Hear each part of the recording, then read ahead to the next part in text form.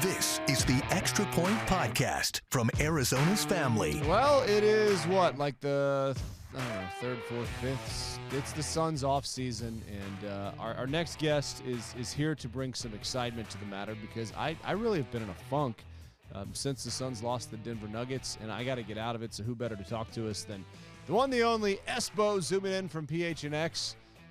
You seem like you're always in a good mood, right? Are you feeling good about this off season?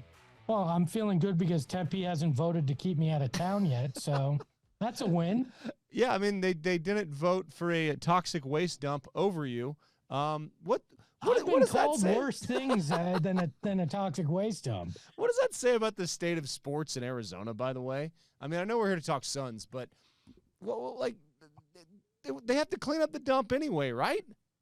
Well, and it's always nice when you can vote to not let somebody else pay to clean up your mess. Like that's always wonderful. It's just a parade of sadness here in Phoenix. That's what sports has become.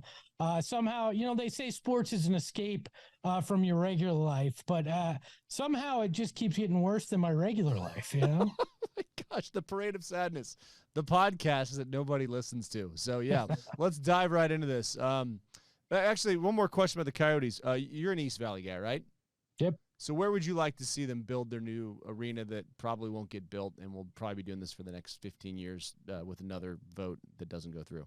Look, I got a really small side yard. There's no vote that has to take place. We just need to convince my HOA, and we're good to go. Good. Look, good. there's plenty of places in the East Valley. I mean, there's plenty of parcels of land in Mesa and on the reservation and different places that they can look at. The question is, what will be plan B? How realistic is it? And can you get it moving as fast as you were hoping to get the TED moving? Because you had that whole part of the plan where remediation had to take place for 6 to 8 months.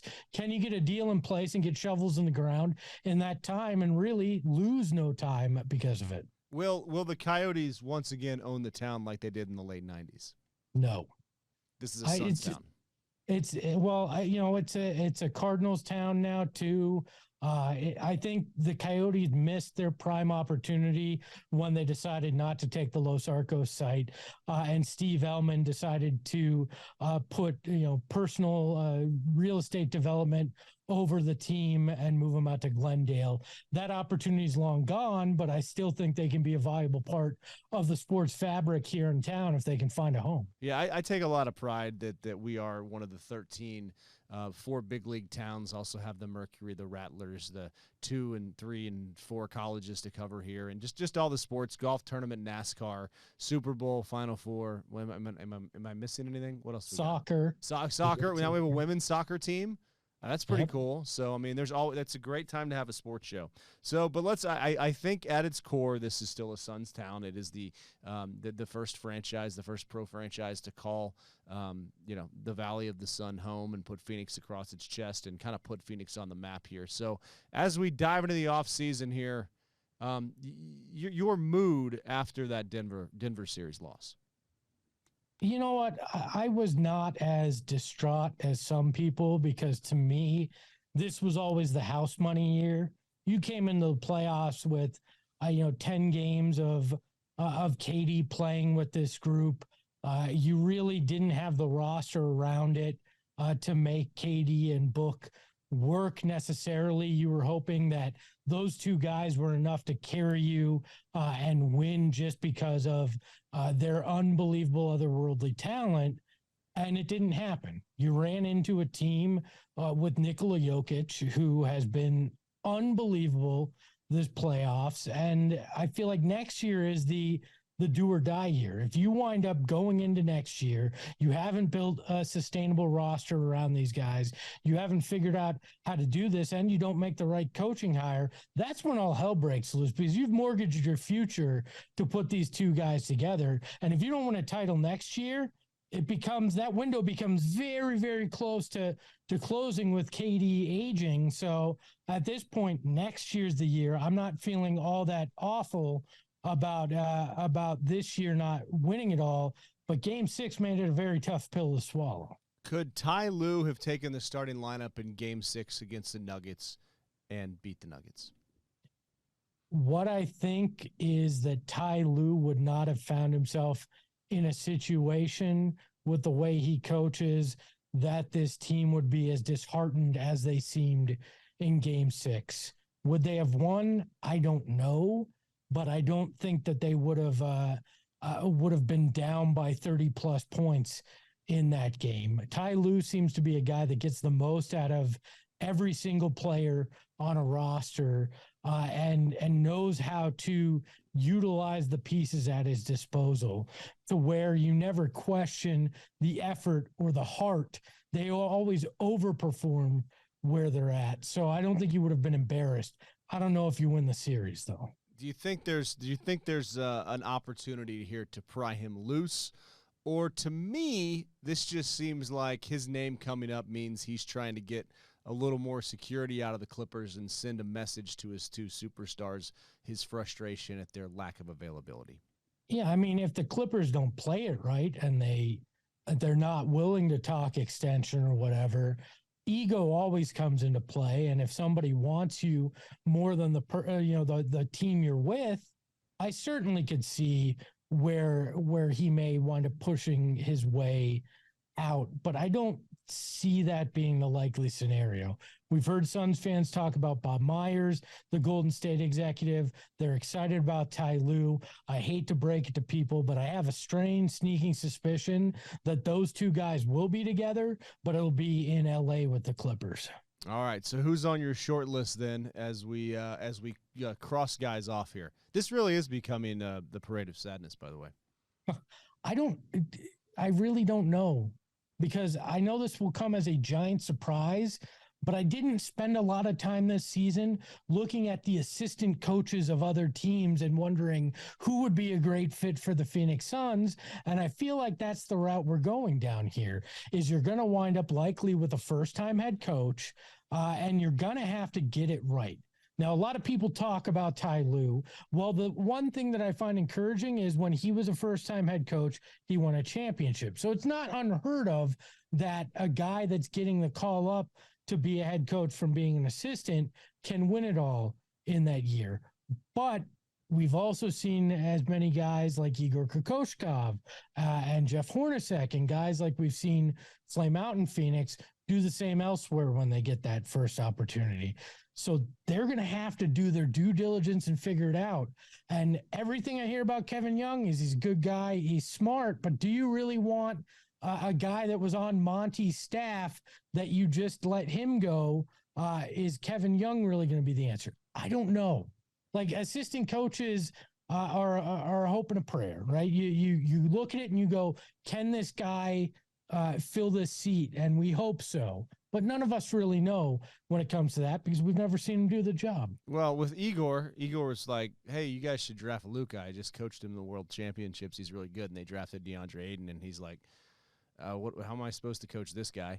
And then Hornacek, they gave him 3 point guards, and after almost making the playoffs, he had 3 point guards. So I'd honestly take either of those guys back. I thought they were pretty good coaches and good basketball minds. But why do you think it's going to be an assistant, and they're not going to make a big swing for the fences here with a Budenholzer or a Nick Nurse or even a Doc Rivers? We've heard those names already shot down from people around town, and I tend to think, okay, Mike Budenholzer is Monty Williams 2.0. And the only reason he has a title is because he outsmarted Monty Williams, the guy you just let go in the finals. And then Nick Nurse supposedly had locker room issues. Is that the guy you want to bring in? And does he wear on guys? And then Doc Rivers is Monty Williams with 10 years more experience. When you look at his records, he has the most Game 7 losses in NBA playoff history.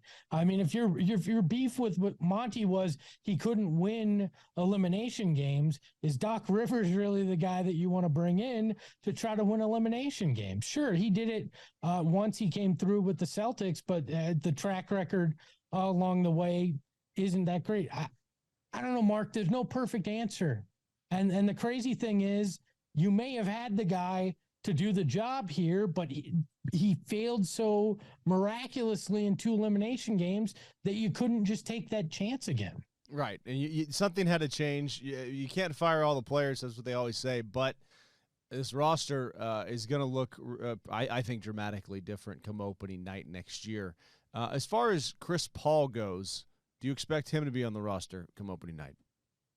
Not unless they really can't come up with other plans with this. Do I think they'll guarantee the contract? Yes, because I think the smartest path with Chris Paul is to try to find a trade, because essentially it's a $30 million expiring contract. You can find a team that's looking to get some money off the books from future years, interested in making that move, that may want some veteran leadership for a year or whatnot. I think the right move is to guarantee him and then try to make a trade. But there is the chance you guarantee him, you can't find that trade partner, and then you still have Chris Paul. And that's okay. I mean, the $30 million price tag is the problem here. Chris Paul's still a 14-9 guy. That's a quality point guard, but at the price, you're hoping to get the point god, not the point, semi-deity at this point. You need a guy that's going to play at a superstar level if you're paying 30+ million. But could he coach the team? I mean, I'm being completely serious here. If Ty Lue is this good of a coach, I think Chris Paul would be an excellent coach one day. You know what? Only if you could say, hey, we're going to pay you $15 million to coach, and we'll take that $15 million off the salary cap so we can get relief. You can be a player coach. I don't think the CBA allows that. But at some point, I think Chris Paul will be a coach, but I don't think you could move a guy who was just in that locker room as a player and put him on the bench and hope for success. But I think eventually Chris Paul will be a good coach in this league. Well, the Cubs have done it with their manager. I guess he did take 1 year off and go to the broadcast. But with Bill Russell, and we always talk about like baseball players wear uniforms. Chris Paul could wear a uniform and coach the team and bring that back. Yeah, I mean, maybe, but I don't think so, since we haven't. When was the last time we saw that? The 70s with the early 70s? Like, we haven't seen that in forever. I think that's an era gone by, unless an organization gets super cheap. If this was the disgraced former owner of this team, maybe he'd get creative and be cheap and have a player coach, but I just don't see that anymore. So you don't think Ishbia takes a swing for the fences here and tries to bring in a big name? Oh, I think they want to with Ty Lue, but I just don't know that the path makes a lot of sense. You don't have draft capital, so if you're going to try to, pull one of those trades with the Clippers to get them to agree to let Ty Lue out of his contract, I don't know how you're going to pull that off. So then you need Ty Lue to try to leverage them to let him out of his deal. And what's the incentive for them to do that against a team that you just lost to in the playoffs? Because there just isn't. And so that's why I think that is their big swing, but I just don't see the path to necessarily get it done. And maybe they'll pleasantly surprise me, because I also was the one that said I'd eat a shoe if Kevin Durant was traded here by the trade deadline. And guess what? I ate a shoe. You did? So this is on YouTube? Well, yeah, but I cheated. It was a cake that looked like a shoe, but I still did it. Yes. Well, I have a path for you. What would you do now if Ty Lue ended up here? Would you eat another shoe? No, shoe? Because I'm not that confident that it won't happen. Okay. Well, I have a path for you. Okay. What if you traded DeAndre Ayton, got a first-round pick back, swap that for Ty Lue, and it's a three-way deal? No. I'm good, thanks. No. So you're keeping DeAndre Ayton? Well, in that deal, yes. I'm not saying that I'm married to DeAndre Ayton, but I think I can get more value than Ty Lue out of trading DeAndre Ayton. Really? So you think? If you're good, are you good if the Suns line up on the opening night next year and DeAndre Ayton's back here at center? It depends on who your head coach is. If you get somebody that can maximize what he gives you, that ups his value. And if you need to make a move at the trade deadline, then there's probably more paths to get better talent out of a deal for DeAndre Ayton, because I don't think you can argue that this is the lowest value that he's going to have over the time he's been here, with the way he came out in the playoffs, and a lot of questions with this. Now, there'll always be GMs and front offices that go with the old, I can fix him. This isn't a DeAndre Ayton problem. This is a Suns problem. I can fix him. But I don't think you can get maximum value. So if he's here on the roster with the idea of either he plays into that guy that can help you win a championship, or he plays well enough to help you get the guy that can win you a championship, I'm all right with that. And, I think it's as simple as if he likes his boss, he'll play a lot better. It was just so clear that he and Monty Williams, weren't on the same page at all. And I think, that's one of the big reasons Monty Williams isn't here anymore. And if you're able to bring somebody in who can, make him enjoy coming to work, you're going to get a DeAndre Ayton. Is it that simple, or are there enough red flags about not being able to grab the ball around the rim and dunk it that think, maybe you just trade him with his low value because you think it's as low as it's going to get? Yeah, I don't think it's going to get much lower. I think you can bring in somebody that can motivate DeAndre Ayton. Hell, we saw Earl Watson come in and for a couple of weeks motivate Markieff Morris enough after sitting out to get you a first-round pick. So you can't tell me that somebody can't come in and motivate DeAndre Ayton to play better and either unlock him or get him to enough where you're going to get a better trade out of him. I think that certainly can happen here. And look, Monty Williams, there's this misconception that Monty Williams was a player's coach. Monty Williams was a player's coach if he liked you as a player. If you weren't in his, in his fave five or whatever you want to call it, he appeared to be more difficult to deal with than a lot of people had the perception. And DeAndre Ayton was one of those guys that fell into that. Now, that does not absolve DeAndre Ayton of everything, but I certainly think it was a major factor in it as well. Right. And, as you look at the rest of the roster here, who would you bring back next year? Devin Booker, Kevin Durant, and Jock Landell are the only guys that I circle and go, all right, these are guys that have talent, showed heart, showed hustle.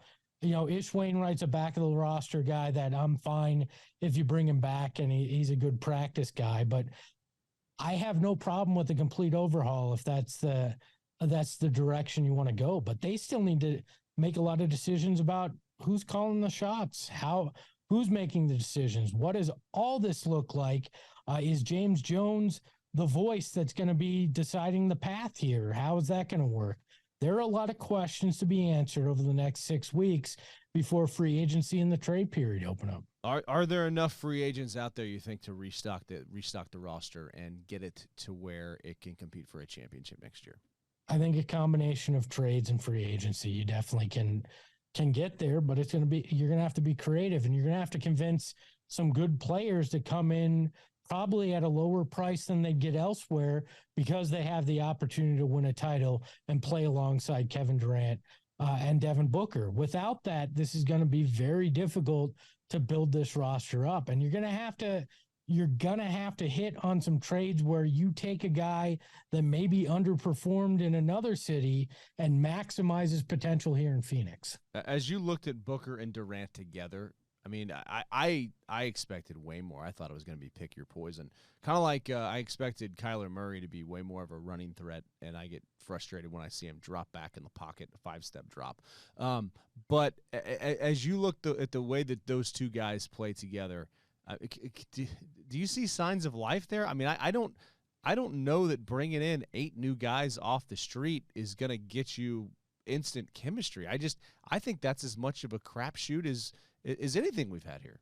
But that's why in both of the cases you bring up, who wound up being shown the door? The coaches, because they weren't putting the players in the position. I think Kevin Durant wound up in this weird glorified Mikal Bridges role with this team, which was not setting him up for success in any way whatsoever. So to really try to judge us, I mean, you saw in some of those regular season games when Kevin Durant got it going and Devin Booker got it going at the same time, it could be a thing of beauty. I mean, heck, even Kevin Durant was never Kevin Durant in the playoffs, but in those 2 wins against the Nuggets, there were some moments offensively that you went, yeah, that's why they put these guys together.